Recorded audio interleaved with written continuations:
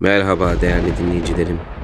Korku Hikayeleri serimdeki gerçek yaşanmış bu hikayede oğluyla evlilik yapması için her gece yaşlı kadın kılığında görünen bir cin tarafından rahatsız edilen genç kızın yaşadığı korkunç deneyimin hikayesini onun ağzından anlatacağım. Kanalıma henüz abone olmadıysanız abone olup videoyu beğenerek bana destek olabilirsiniz. İyi dinlemeler. Merhaba. Başımdan geçen ilginç ve korkunç bir olayı sizlerle paylaşmak istiyorum. Bir gece rüyamda beyaz saçlı bir kadın bana "Seni oğlumla evlendireceğim" dedi ve gitti. Uyandıktan sonra sadece bir rüya nasıl olsa diye düşünerek pek de umursamadım. Ancak ilerleyen zamanlarda aynı rüyayı defalarca üst üste görünce korkmaya başladım. Artık uyumak için her gözümü kapatışımda o kadın geliyor ve "Seni oğlumla evlendireceğim" deyip gidiyordu. Çok korkmuştum. Konuyu artık annem ve babama anlatmanın zamanının geldiğini anladım ve öyle de yaptım. Babam da "Benim tanıdığım iyi bir hoca var, ona danışayım" dedi. Kısa bir süre sonra babam hocaya benim durumumu anlatmış. Hoca babamın benimle ilgili olarak anlattıklarına cevaben "Kızınla evlenmek istiyorlar" demiş. Babam "Kim evlenmek istiyor kızımla?" diye sorunca hoca da "Bunların kim olduğunu sana söyleyemem. Söylersem beni bu gece dövmeye gelirler" demiş. Babam hocayla arasında geçen bu konuşmaları bana anlatınca doğal olarak benim korkum daha da arttı. Neler oluyor diye soruyordum kendi kendime. Bu olayın yaşanmasının ardından kısa bir süre sonra bir gece rüyama yine o kadın geldi ve yine "Seni oğlumla evlendireceğim" dedi. Sonra oğlu rüyamda yanımıza geldi ve kadın "Bak, oğlum budur" dedi. Ben oğlunu görünce rüyamda ağlamaya başladım ve o şekilde, yani ağlar halde uyanmıştım. Yataktan kalktım. Gördüğüm rüyayı babama harfiyen anlatmıştım. Babam da "Bu böyle olmaz. Ben yine gidip hocaya sorayım. Bu işe kesin bir çare bulalım" dedi. Sonra yine aynı hocaya gitmiş ve çare sormuş. Hoca da "Kızını yanıma getir" demiş. Neyse, başka bir gün babamla beraber hocanın yanına gittik. Hoca eline bir kağıt aldı ve "Bu kağıda iyice bak ama gözünü sadece bir yere dik ve sürekli oraya dikkatlice bak" dedi. Ben de hocanın dediği şekilde bir müddet kağıda baktım ve o beyaz saçlı kadını gördüm. Hoca "Rüyanda gördüğün kadın bu mu?" diye sordu. "Evet" dedim. Sonra hoca kağıdı aldı ve yırttı. "Bu kadın kim hocam?" diye sordum. Hoca "Onu sana zamanı gelince söyleyeceğim" dedi.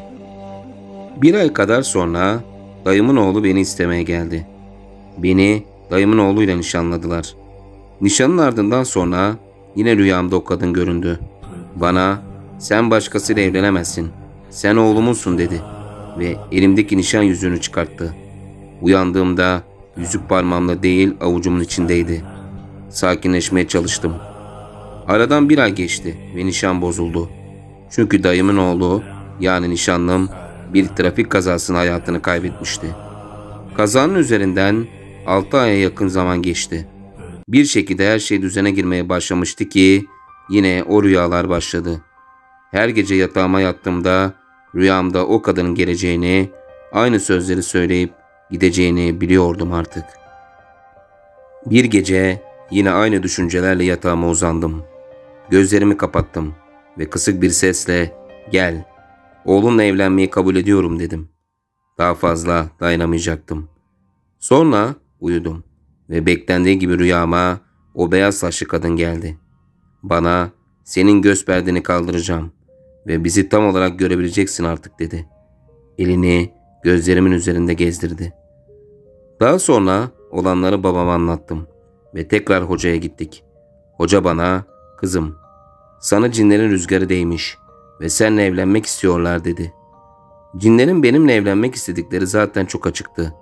Bilmediğim bir şey değildi ama cinlerin rüzgarının değmesi olayını ilk defa duyuyordum. Ve doğrusu hocanın bununla ne anlatmak istediğinden emin olamadım. Aslına bakarsanız hala değilim. Neyse. Sonra hoca bazı dualar okudu ve bana muska verdi. "Bunu sürekli boynunda taşı. üzerinden hiç çıkarma diye sıkı sıkı tembihte bulunmuştu. Hocadan döndükten sonra muskayı boynuma taktım. O gece hiç rüya görmemiş, güzel ve huzurlu uyumuştum. Ertesi gün arkadaşlarımla dışarı çıkmıştım. Bir kafede oturuyorduk. Kafenin camına dalmış yola bakıyordum. Birden beyaz saçlı o kadını yine gördüm. Bu sefer rüyada değildim. Şok geçiriyordum. Bir anda çığlık attım. Arkadaşlarım ben çığlık atınca neye uğradıklarını şaşırarak paniklediler ve hemen beni sakinleştirmeye çalıştılar. Bana ne olduğunu sordular. Ben de hiçbir şey diyemedim ve eve gitmek istediğimi ve iyi olmadığımı söyledim. Arkadaşlarım beni eve bıraktı ve bir şey olursa haber etmemi ve her zaman yanımda olduklarını söylediler. Ama bu yaşadıklarımı annem ve babam hariç kimse bilmiyordu ve kimseye anlatamazdım. Anlatsam kesin benim deli olduğumu düşünürlerdi. Olanları babama anlattım. O da hemen hocayı aradı ve benim yaşadığım olayları hocaya anlattı. Hoca muskayı takmadı mı diye sordu. Babam da muskanın boynumda takılı olduğunu söyledi. Hoca da tamam dedi ve kesinlikle muskayı çıkarmasın. Onu artık rüyalar dışında da korkutarak muskayı çıkarmasını söyleyebilir ve kesinlikle onun vesveselerine aldırış etmesin. Yakın zamanda muska etkisini gösterecektir deyip telefonu kapattı. Babamın hoca ile konuştuğu günü gecesi yatmak için odama gittim. Tam yatağıma uzandım ki tepemde bekleyen uzun boylu, bembeyaz giyimli bir kadın gördüm. Sadece gözleri gözüküyordu ve gözlerinin çok ilginç bir rengi vardı. Yaşadığım şokun etkisiyle yataktan fırlayarak kalktım. Kadın bana "Korkma, ben boynunda taşıdığım muskanın hüddamıyım. Seni korumak için buradayım" dedi. Kadın her ne kadar beni korumak için burada olduğunu söylemiş olsa da ben korkumdan içimden dualar okumaya başlamıştım. Ancak ne kadar dua okusam da gitmemişti. Daha sonra gece yaşadıklarımı babama anlattım. Babam da hemen hocaya gitti. Babamın anlattığına göre hoca olanlara neredeyse benim kadar şaşırmış. Benim hiçbir şey görmemem gerektiğini söylemiş. Tahminime göre bütün bu gördüklerim o rüyalarıma sürekli giren beyaz saçlı kadının gözlerimdeki perdeyi kaldırmış olmasıyla ilgiliydi. Sonrasında ise beni korumak için yanımda olduğunu söyleyen o beyaz giyimli hüddam varlığı her zaman görmeye başladım. Ama artık eskisi kadar korkmuyordum. Rüyalarımda da artık rahattım. Daha sonra hocayı arayıp sorduk. "Bu hüddamı artık görecek miyim?" dedim. Hoca da "Belli bir zaman sonra hüddamı görmeyeceksin. Hüddamı görmediğin gün o sana musallat olan varlıktan kurtulmuşsun demektir" dedi. Bir müddet sonra hüddam varlığı da artık görmüyordum. Galiba hocanın dediği gibi musallattan kurtulmuştum. Daha sonra hoca da muskayı artık çıkarabileceğimi ve tehlikenin geçtiğini söyledi. Muskayı kendisine getirmem gerektiğini söylemişti. Muskayı vermek için babamla hocaya gittik. Hocaya teşekkür ettik. Babam hocaya para vermek için uzandığında para istemedi ve bunu Allah rızası için yaptığını söyleyerek para almadı. Sonra en çok merak ettiğim şu soruyu hocaya yönelttim. "Hocam, zamanı gelince bu kadının kim olduğunu söyleyecektiniz ve bu varlık bana neden musallat oldu ve nasıl oldu?" dedim. Hoca da zamanında beni kıskanan birinin bu varlığı bana musallat ettiğini söyledi. Fakat kim olduğunu söyleyemeyeceğini ve bunun yasak olduğunu söyledi. Günlerce bu kişinin kim olduğunu düşündüm ama bir türlü bulamadım. Daha sonra bütün arkadaş çevremi değiştirdim. Şimdi huzurlu ve mutluyum. Allah herkesi büyülerden ve şerli varlıklardan korusun.